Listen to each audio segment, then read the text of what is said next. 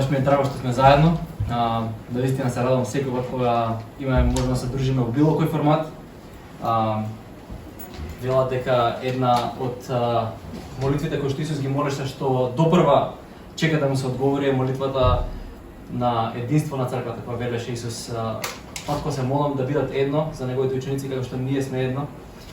И верувам дека секој пат кога верувам дека секој пат кога учествуваме во славење заедно, како што го правевме тоа сега, кога му пееме на Бог, кога ги пренесуваме нашите срца од различни цркви, од различни места, од различни држави и градови, ние го правиме токму тоа, учествуваме во одговорот на таа молитва.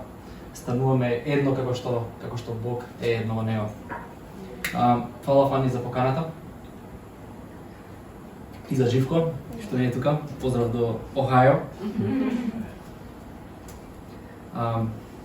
Ово утро со вас сакам да споделам на една тема. Видовте дека во памфлетот е Псалм 23. Но пред да дојме до Псалм 23, сакам да спомнам дека Псалм 23 за мене опишува една состојба, односно дава одговор, една илустрација на едно прашање кое што секој човек си го поставува. И секој човек живее од одговорите на тоа прашање. И ви гарантирам дека и вие имате некаков одговор за тоа прашање. Ова е прашање кое што е едно од тие што се слеваат низ целата човечка историја. А тоа е што е благословен живот. Како изгледа благословен живот? Како изгледа човек да е целосно задоволен, да е среќен, да е исполнен? Што значи да си има тој добар живот? И ние сакаме да го цитираме Исус, нели, да велиме Исус нуди еден живот во полната, но прашањето е како изгледа тој живот? Дали е тој живот нешто што можеме да го видиме околу нас, дали е нешто што можеме да го пренесеме на други? И секако, како што кажав, секој човек има некаков одговор на ова прашање. Како изгледа тој? Можеби за секој од нас ќе изгледа малку различно, специфично, но мислам дека една синтезирана форма, ако погледнете една утринска емисија или вести, ќе видите дека прашањето на одговорот на ова прашање е многу сличен кај многу луѓе. Сакам да сум здрав, сакам да сум добар, сакам да имам доволно пари да правам што сакам да правам, сакам да живеам во мир. И сите овие нешта се супер, се убави, зошто да не би ги сакали. Но прашањето е што животот што Исус го има на ум, тој благословен живот кој што го зборуваме, дали навистина произлегува од овие нешта? Дали навистина произлегува? Дали ако ги има овие нешта и што и да дополниме ние во сето тоа, може да дополниме образование, семејство, нели, повторно кажав тие специфичности, секој од нас ќе ги надополни различно. Прашањето е дали овие нешта стварно ќе ни го донесат тој комплетен, целосен, задоволен живот на полнота кој што го опишува Исус. И Исус ги шокира неговите слушатели во една прилика кога почнува да зборува кој се е благословен.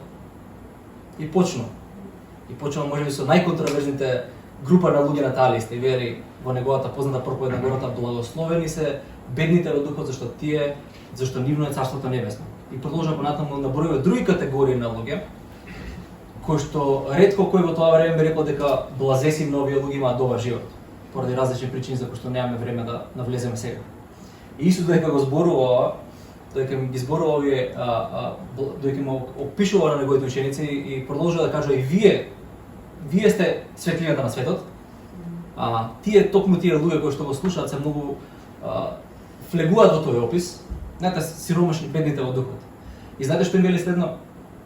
Немојте да мислите дека дојдов да ги укинам законите и пророците. Зошто? Затоа што најверојатно мислат дека овој човек, имајќи го ова слика на ум, дека овие бедни луѓе може да бидат благословени. Најверојатно има нешто друго на ум надвор од Библијата. Затоа што начинот на кој што им беше презентирана Библијата на тие луѓе, ај често пати денес, е дека таков човек кој што не му оди добро во животот, не може да биде благословен. Едноставно нема што да се пофали. И низ историјата на црквата и до ден денес, нели, често пати овие стихови се доста романтизирани, бедните во духот. О, да сум Господе беден во духот. Немојте да се молите така. Не знам што имате на ум, но верувам дека Исус кога вели бедните во духот, мисли буквално на две работи. Луѓе кои што се сиромашни, финансиски, и луѓе кои што се духовно сиромашни. Или со други зборови, луѓе кои што се неупатени во Божиот свет. Немаат поима од Словото, немаат поима ништо духовно. Такви луѓе изобилува нашиот свет. Луѓе кои што немаат поима каков е Бог, што Бог прави во нивните животи. И не знам дали вие сте биле некогаш, да речеме, во финансиска сиромаштија. Јас сум бил. Ќе ви кажам дека нема ништо благословено во таа состојба. Нема ништо убаво, блажено да бидеш сиромашен. Исус не вели овде благословени се сиромашните затоа што се сиромашни. Не вели тоа. Ние имаме цели редови во историјата на црквата, деноминации и монашки редови кои што се заветуваат на сиромаштија, затоа што веруваат дека ова е одговор на тој блажен живот кој што Исус го навестил. Не. Исус не вели благословени се затоа што се сиромашни. Вели благословени се затоа што се во Божјото царство. Со други зборови, нема човечка состојба во која човек не може да биде благословен. Нема ситуација во нашиот живот која што може да речеме поради ова и ова јас не ми оди добро во животот. Не сум задоволен. Исус има еден начин на живот кој што не извира од нештата кои што можеме да ги видиме или да ги допреме, вклучувајќи го дури и нашиот сопствен живот, биолошки живот. Исус има нешто друго на ум.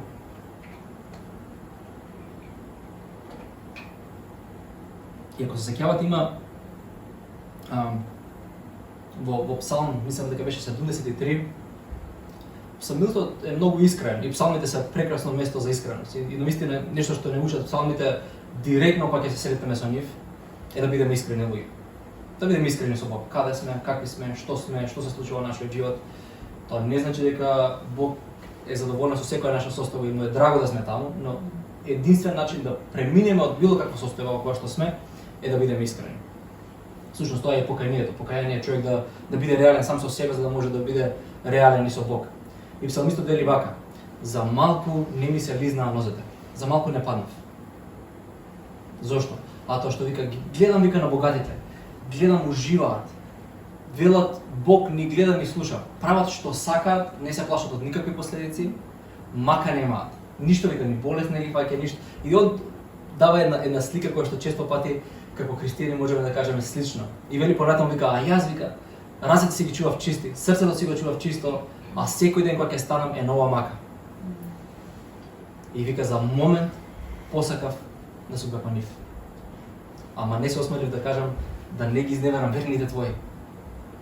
Многу интересно е тоа да кога човек размислува во колективна смисла.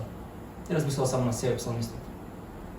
И има еден клучен стих во тој псалм, не ми текнува се каде беше, но вели вака: и тогаш влегов во твојот храм и разбрав. Влегов во твојот храм и разбрав. Разбрав каков е мојот живот, разбрав каков е нивниот живот, разбрав каков е нивниот крај, разбрав каков е мојот живот. Со други зборови, кога ние ќе се сретнеме со Бог, кога ние живееме во едно заедништво со Бог, тоа е храмот, тоа е сликата за храмот, заедништво со Бог, кај што ние го бараме Бог, каде што славиме Бог. Тоа може да биде било каде во било кое време. Ние добиваме перспектива. Ние добиваме слика. А тоа што повторно ќе ви кажам, секој ден од нас има слика каков е тој благословен живот. И секој ден од нас ќе живее според сликата што ја има за тој благословен живот. Односно, што да правам за да дојдам до тоа место или да продолжам да живеам. И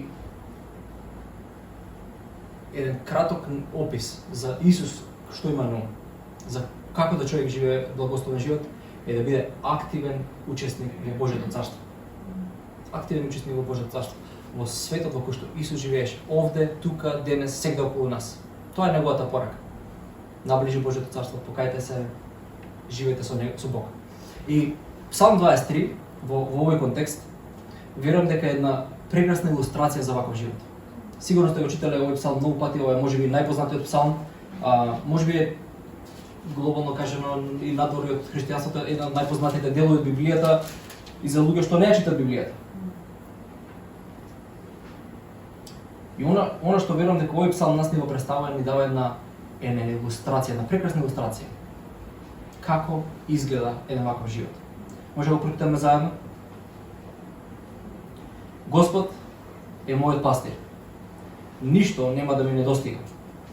На зелени ливади ме успокојува, крај тивки води ме поведува, душата ми ја обновува. По патеките на праведноста ме води заради името свое. Па низ долината на смртната сенка да одам, од злото нема да се плашам, затоа што ти си со мене. Твојата палка и твојата тојага се спокојство мое. Приготвуваш пред мене трпеза да стои пред очите на душманите мои. Миро ми излеваш врз главата и мојата чаша се прелева. Да, добрина и љубов ќе ме следат низ сите дни на мојот живот. А јас ќе живеам во домот Господов во век и веков. Амин. Интересно е што овој живот почнува со една транзиција од кој од сега па натаму го раководи мојот живот. Кој по природа, кога ние се родиме, се наоѓаме во семејство, нашето семејство станува одговорно за нас, ние гледаме што е можно порано да излеземе од тие канџи на диранијата на нашите родители, шалам секако, да станеме одговорни, да станеме луѓе кои што ќе имаат власт на сопствениот живот. Па често пати, барем во мојата генерација, не знам дали се уште е така, кај ќе се запишеш факултет, па твоите родители сакаат да ти кажат, па ние све што сакаме да земеме од контрола врз нашиот живот. И стануваме во контрола на нашиот живот и полека учиме дека не било толку лесно да си го раководиш сопствениот живот, а камали некој друг. И дај Боже дека на тој пат негде ние ќе се сретнеме со Бог и ќе речеме не морам повеќе да бидам во контрола врз сопствениот живот. А тоа често пати не ослободува да имаме желба да бидеме врз контрола во животите на други луѓе. И псалмот почнува: Господ е пастир мој. И кога Господ станува пастир мој, едно од првите нешта што ќе ги искусам е дека повеќе ништо не ми фали. Најверојатно до тој момент се нешто ми фали. А може и понатаму продолжува ми фали. Но знаете, животот постојано една без Бог една дупка која што само бара и све нешто не е доволно. И тоа им го вели Јаков на луѓето на кои што го пишува писмото. И вели барате, постојано барате, немате. Зошто немате? А зашто го барате вас за вашите себични попоти? Зошто? Затоа што вие го раководите сопствениот живот. Но овде имаме една транзиција за човек да живее, да почне да живее во тој живот кој што Исус го вети, мора да има една транзиција на кој е одговорен во мојот живот. Самото име Господ, да некој господари со мене, и тоа е толку непријатен збор во 21 век, во 2021, Господар, да имаш Господар, нели, со сите наши историски тежини кои што си ги влечеме. Но пробајте да го видите одвоено од таа културолошка легенда. Има некој кој што сега се грижи за мене. До сега тоа значи дека јас веќе престанувам да бидам тој што одговара. И сега погледнете понатаму. Сите глаголи на главните действија кои што се случуваат во мојот живот се му припаѓаат на Бог. Он ме води, Он ме храни, Он ме управува, Он ме насочува, Он ме брани, Он ме штити, Он е со мене. До тој момент се зависиш од мене. Но сега јас. И една од првите нешта што ги гледаме, повторно ги кажам, ова немојте ме доживеете дека зборувам некој си систематски прелаз во животот, ако поверуваш сега ова се случува, па сега ова се случува, но има една природна транзиција, една природна прогресија во тој живот со Бог. Каде што една состојба носи друга, и друга носи трета, и доаѓаме во се поголема слава, и поголема слава, и поголема слобода, и поголема слобода. И тоа го прави псалмот, тоа верувам дека го опишува. Ништо повеќе нема да ми недостасува. Замислете, па не замислете, верувам дека многу од вас може да потврдите за оваа состојба. Да се биде во состојба каде што човек е задоволен. И повторно ќе се вратам на тоа. Многу е лесно како псалмистот да паднеме во јамката на секојдневното размислување околу нас дека уште ова ми фали и таман ќе биде. Па дури да се духовни содржини, не мора да се материјални. Уште од ова, не знам, овој град да се ослободам мужите и окей ќе биде. Уште ова да го решам и добро ќе биде. Уште еден курс да земам и добро ќе биде. Што е да? Павле вели, верувам дека во голема мера, медитирајќи на овој псалм, ја научив тајната да бидам задоволен во Христос. И еден превод вели и со трошки, и со кавиер. И со многу, и со малку. Да бидам задоволен. Тоа значи дека повторно неговиот живот, неговата благосостојба не е ефектирана од ситуацијата во која што се наоѓа. Од состојбите кои што се случуваат околу него. Кои што не се ирелевантни. Верувате ми, не сакам да го пренесам тоа дека не е битно што ти се случува во животот. Битно е секако дека е битно. Битно е како реагираш на тоа што ти се случува во животот. Битно е што правиме кога имаме проблеми. Битно е што правиме кога имаме сериозни ситуации во нашиот живот. Не се небитни. Но во однос на содржината што ќе имаме во нашиот живот. Тие се всушност, ако ги читаме нашите учители во Библијата, ќе видиме дека они секој пат ни кажуваат нешто што ние до ден денес не можеме да сватиме како може човек да го кажува. Радувајте се кога сте во неволја. Ај се. Ние викаме како да се радувам. Како се радувам во него. Ама вика зошто?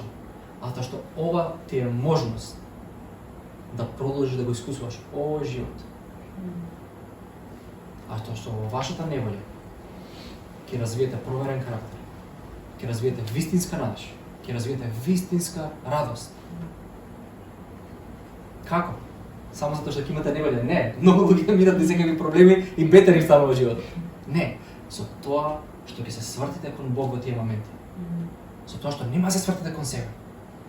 Со тоа што нема да се свртите кон некој друг, со тоа што нема да барате кривци, кој е крив за ова, кој изгреши, кој утна. Не, ќе се свртите кон Бог. И кажи, Господе, сега си ми потребен повеќе од било кога. Што да правам? Помогни ми, моето срце да остане насочено кон тебе. И кога оваа состојба, верувам, ќе почне да станува една редовност во нашиот живот, кај што сме задоволни, следното нешто е мир. Е мир. Тој ме носи, над зелени ливади ме успокојува и кај тивки води ме поведува. Мирот Божи доаѓа преку оваа обнова. Мирот Божи во нашиот живот не е само одредено чувство кое што ние го искусуваме во молитва или во славење. Мирот Божи е состојба. Состојба која што живееме. Радоста која што Бог ни дава е состојба на живење. Затоа Библијата може често пати да звучи како да зборува за парадокси. Павле вели, од сите страни сме нападнати, не воли едно друго, а секогаш радосни. Повторно, како сега тој склоп? Како сега да немаш да ги платиш сметките и пак радосен? Но тоа е затоа што ова станува состојба. И повторно, затоа што овој човек во псалмот дозволи да Бог го поведува, да Бог го носи на место на одмор. Кога ние се соочуваме често пати со непријатни ситуации, ние забрзуваме.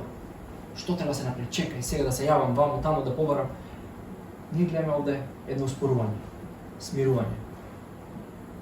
И еден коментар на вика ме носи покрај ливади, покрај тивки води или легнувам, вели псалмистот во слика за овца, вика. Единствена овца што лежи, вика, сте видели некојаш овца да лежи? Ја не сум видел, освен трло зима. Вика, овцата единствено лежи кога е најадена, кога е наситена. И понатаму, душата ми ја обновува. По патеките на праведноста ме води заради името свое. Нешто што често пати страда нашата духовност или нашиот раст е нашите очекувања како христијаните растат духовно. И она што мораме да го примеме, мораме да го прифатиме дека христијанскиот живот е нешто што се случува во процес.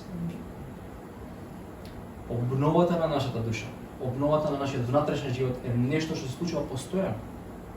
Нешто што се случува до крајот на нашиот живот.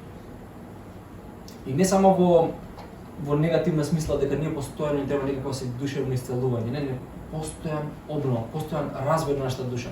Ете дека овде не вели ми ја обнови душата. И готово завршивме работа. Или Бог ми ја обновува душата. А како ми ја обновува душата? Од тоа што ме води по патеките на праведноста, заради името свое. И Библијата често пати го користи овој термин патеките, патот и така натаму. Генерално има една идеја за начин на живот, кога зборува за тоа. Блажени се тие што твоите патеки ги чуваат во нивните срца. Блажени се тие што размислуваат на твојот збор ден и ноќе. Библијата зборува за начин на живот. Начин на живот кој што можеме да пробаме да го фиксираме, а што сака да каже, кои се тие патеки, треба ова и ова се прави, треба и ова. Кога ќе го почнеме тој муавет, упочето грешиме. Одма почнуваме во некој легализам. Треба и ова за праведноста, ова и ова. Не, повторно, станува збор за едно заедништво, за еден однос со Бог. Каде што кај да си во животот, што и да правиш во животот, прво нешто што правиш го бараш Бог во секоја ситуација. И еден интересен одговор на прашање што го слушав на еден проповедник, велат како да му кажам на човек да му верува на Исус, например, не знам, човекот не верува во Исус и сега јас му зборувам за Исус, како да му кажам да верува во Исус? Кажи му да му верува за следната работа што треба да се случи во неговиот живот. Вика, не го терај, вика одма, ако човекот не разбира, не знам, Исус, се, вика цела слава да пробаш да... Не, кажи му, ако сметаш дека можеш да рачунаш на Исус, рачунај за наредната ситуација што ти треба помош во животот. Побарај го и ослони се на него. И повторно тука зборува, че поремни стои живот и нашата душа се обновува. Тоа значи дека најверојатно не ни приметуваме кога се случува, туку од после приметуваме. Ние се движиме, нашиот живот се движи, се одвива, ние следиме верно, го следиме Бог и по некој време приметуваме, не сум истиот човек. Не реагирам исто. Некои работи кои што не ми се допаѓа, кои што знаев дека можеби во мојот карактер не го отсликуваат Бог најдобро, гледам дека можеби не ме доминираат повеќе. Не се главна работа во мојот живот. И понатаму, па и низ долината на смртната сенка да одам, од злото нема да се плашам, зашто ти си со мене. Твојата палка и твојата тојага се спокојство моје. Повторно таа една транзиција на живот кој што човек дозволува Бог да стане негов господар, да го раководи неговиот живот. Живот кој што претходно бил доминиран од две главни работи, вели Библијата често пати. А тоа се страст и срам, и страф. И често пати ќе видите на Библијата како зборува дека бевме водени од нашите походни желби. И дека човекот беше во робство од стравот од смртта. И едно мало само појаснување, кога Библијата зборува за походни желби, не мисли единствено само за сексуална похота, туку зборува за една желба која што го доминира нашиот живот. Дека всушност нашите емоции, она што ние го посекуваме, е во нашиот живот посилно од она што знаеме дека е добро и сакаме да го направиме. И ако се сеќавате, тоа е описот на Павле во Римјаните 7 глава, кога зборува тешко мене на човек кој што беше раководен според телесноста.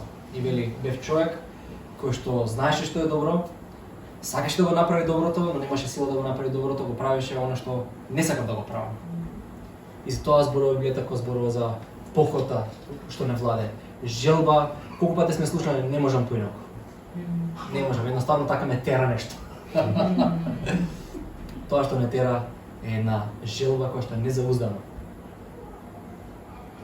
И стравот и похотата во таа смисла на зборот се всушност главните господари на човекот кој што не го познава Бог. И често пати зборуваме, нели, особено знам дека вие сте црква која што верува у манифестацијата на духот, но често пати луѓе во, да речеме, похаризматски кругови знаат да речат: "Еј, ѓаволот ме искушува, ме натера, ова ме натера да направам, тоа ме натера." Слушај, има работи што живеат во нас, ако не ги средиме, не ти треба ни ѓавол ни ништо. Си работат сами по себе. Си работат сами по себе. Одредени идеи што ги имаме што се погрешни за Бог и за овој свет, одредени страсти што не се зауздани во нашиот живот, не ти треба никој да те искушува за тие работи. Но гледаме овде човек кој што го направил Бог негов Господар, кој што влегал во тој однос на заедништво, на покорување, на послушност, на одмор, дека доаѓа на место кај што нема повеќе страв. Кај што се соочува со нешто, не знам што било од неговата долина на смртна сенка, Давид ги имал 28 долини на смртни сенки, ностоп бил уневелен човекот, ностоп му висел животот на конец, барем едно 10 години од Саул, понатаму од други непријатели. Значи на Давид можноста да животот изгасне за многу кратко време му била многу честа состојба. И таквиот човек, живејќи во една таква состојба, вели не се плаши.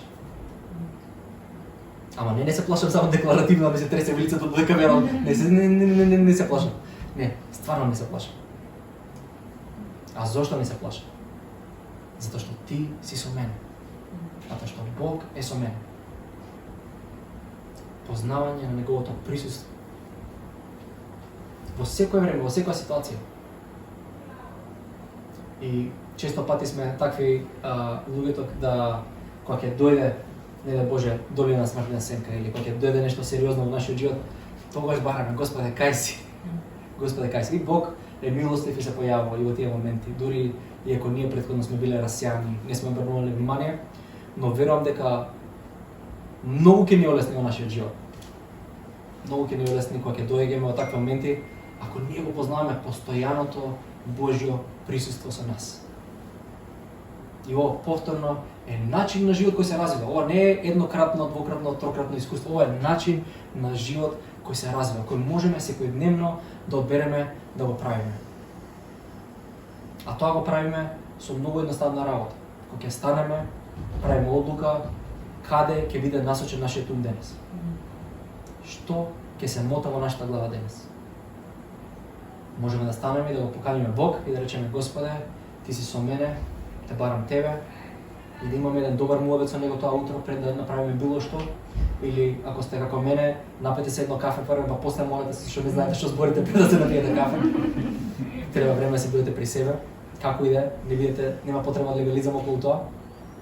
Но препознаваме на почетокот на денот, препознаваме во каква реално живееме. Дали првото нешто со кое што ќе се сретнеме сме самите себе си, нашите недоволности, недоволностите на нашата сопруга или сопруг или децата или кој да или се останато што не чека. Или првото нешто со кое што ќе се сретнеме е Бог. И верувате ми, и верувам повторно дека меѓу вас има луѓе кои што ќе потврдат искуство за ова, дека ваквиот начин на живот, каде што ние култивираме едно постојано Божјо присуство, ние учиме да бидеме во заедништво со Бог, дури и кога не се молиме. Свесно заедништво. Затоа Павле вели, молете се без престан, и уверено вели, молете се без да се опирате. Значи како човек да се моли без да се опира? Треба цело време уста да не затвори ако за нас молитвата е единствено нешто кај што ние му зборуваме на Бог. Но молитвата е место каде што ние имаме заедништво со Бог. И тоа заедништво може да трае. Без да зборуваме. Со тоа што развиваме таа близина и повторно стравот од нашиот живот е елиминиран. Ако стравот од нашиот живот е елиминиран, како нешто кое што не раководи, тогаш сме многу слободни да правиме било какви одлуки. Знаете, стравот, вели пословици, беше оној кој што се парафразирам. Оној кој што се води од страв и срам од луѓе ќе пропадне. Сигурно. Зошто? Затоа што сите одлуки што ќе ги прави такиот човек, секој негово однесување е раководено од дали другите луѓе ќе му бидат благонаклонети или не. И таквиот живот во неизбежност, ми се плетка јазикот, води во некаква си пропаст, наша лична пропаст. Не мора да значи што сериозно, но таквиот човек доаѓа до место каде што може да каже: приготвуваш пред мене трпеза да стои пред очите на непријателите мои. И миром ми изливаш врз главата, а мојата чаша се прелива. И сега гледаме повторно една дури подлабока состојба на човек кој што е способен да јаде додека некој што го мрази седи до него. Не знам дали сте били во ситуација, се надевам не, каде што сте во круг на луѓе кои што знаете дека не ве сакаат. Дали ви се јаде или ви се стега стомакот во тој момент? Најверојатно не може да јадете. Но гледаме дека Давид не само што е опуштен и јаде. Туку јас сметам дека Давид е таков човек кој што ќе ги покани тие луѓе да седнат на маса со него. Неговите непријатели, именно. Човек на кој што ништо не му недостига. Човек кој што е во постојана обнова. Кој што стравот и страста не го раководат неговиот живот повеќе, може да одбере да ги љуби своите непријатели. Давид го направи тоа. Се сеќавате на, никогаш не може да го забравам името на еден од синовите на Саул, кој што преживеа во таа една израелска револуција и додека бегаше човекот падна, се искрши нозете. Го памти некој името како му беше? Добре, да не се осеќавам што само. И Давид едно време вели каде е тој и тој? Донесете го. Авесалом? Не, Авесалом не. Авесалом е него син. Ова е син на Саул. Донесете го да седне на трпезата моја да му покажам добрина. Синот на човекот кој што 10 години го бараше Давид под дрво и под камен да го бие. Синот на човекот кој што буквално Давид секој ден живееше во пештери како зајак, беше во друштво со разбойници, он го кажува тоа, мораше да биде постојано на убегство. Синот на човекот кој што единствено може да му загрози состојбата, утре луѓе може да речат: "Еј, Давид, има некој претходната лоза на кралеви. Трни се од тронот."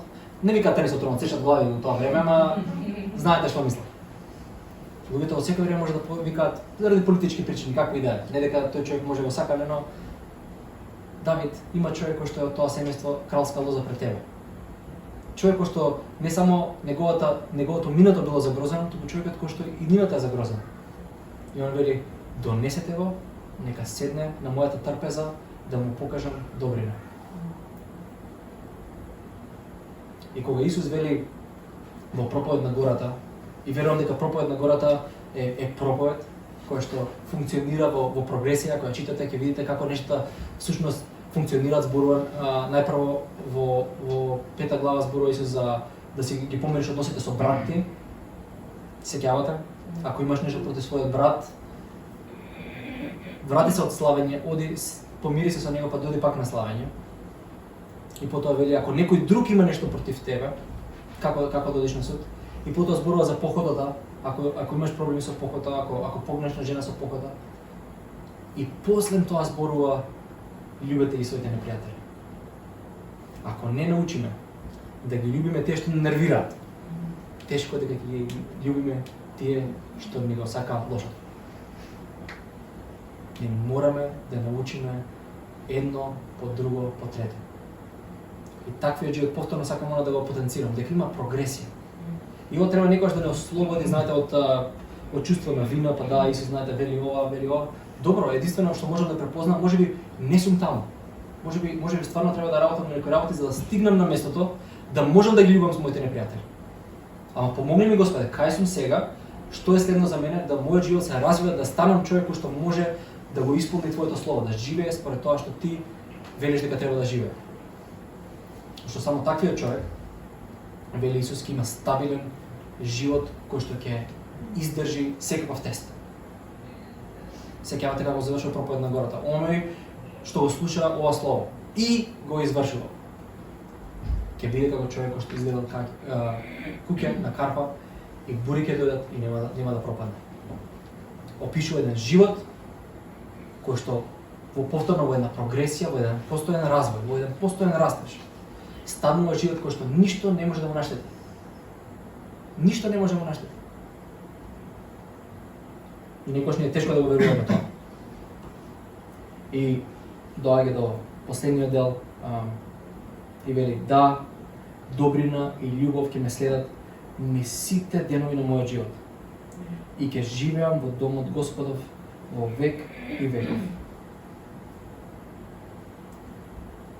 И повторно, човек кој што има една континуитет на овие искуства, на едно постојано заедништво со Бог, постојано присуство. Човек кој што не се чувствува загрозен. Човек кој што се чувствува задоволен. Што друго може да очекува освен повеќе од тоа, познавајќи го оној кој што му го дал сето тоа. Да, само добрина и љубов ќе ме следат. Повторно, ако ние очекуваме дека таа добрина и таа љубов за која што Давид зборува произлегува некако од нашата привремена состојба, во што и да се наоѓаме, ќе сгрешиме. Давид овде повторно не ветува дека ништо тешко во животот нема да ми се случи, ништо лошо нема да ми се случи. Не. Туку гледа на нешто многу повозвишено. Од каде произлегува тој негов живот? Знаете, ова за мене е вечен живот. Ова е вечен живот. И кога зборуваме за вечен живот, ние често пати она што го имаме на уме време траење. Вечниот живот е нешто што трае до бескрај, дека живот кој што нема да прекине. Да, точно е. Дека наш вечниот живот тоа значи дека е еден бескрајен живот. Но ова е начин на вечно живење. Толку е добро да се живее со Бог на ваков начин. Да нема да сакаш никогаш да прекине. Еден толку квалитетен живот, кој што нема рок на траење. Тоа е вечен живот. Вечно живење, каде што постојано од слава во слава се прелива нашиот живот, постојано од благосостојба во благосостојба. Каде што во ниеден момент не го тргаме нашиот поглед од Исус. Во ниеден момент не дозволуваме нешто друго да стане раководител на нашиот живот. И дури ако го дозволиме тоа, веднаш да се коригираме, веднаш да се вратиме назад, веднаш да речеме, окей, лесно се случува тоа. Мене ми се случува барем еднаш неделно, ако не е секој дневен. Да се свртам кон нешта на кои што не треба да рачунам, треба да рачунам на Бог. Ваквиот живот се прелива постојано. Се прелива постојано. И има бескрај. Ја би ве охрабрил за крај да привршам со нешто сосема практично. Пробајте неколку недели. Неколку недели одвојте секој ден од сабајле, пробајте да поминете време со овој псалм. Научите го на памет ако сакате, лесен на неколку стиха се. Молете го.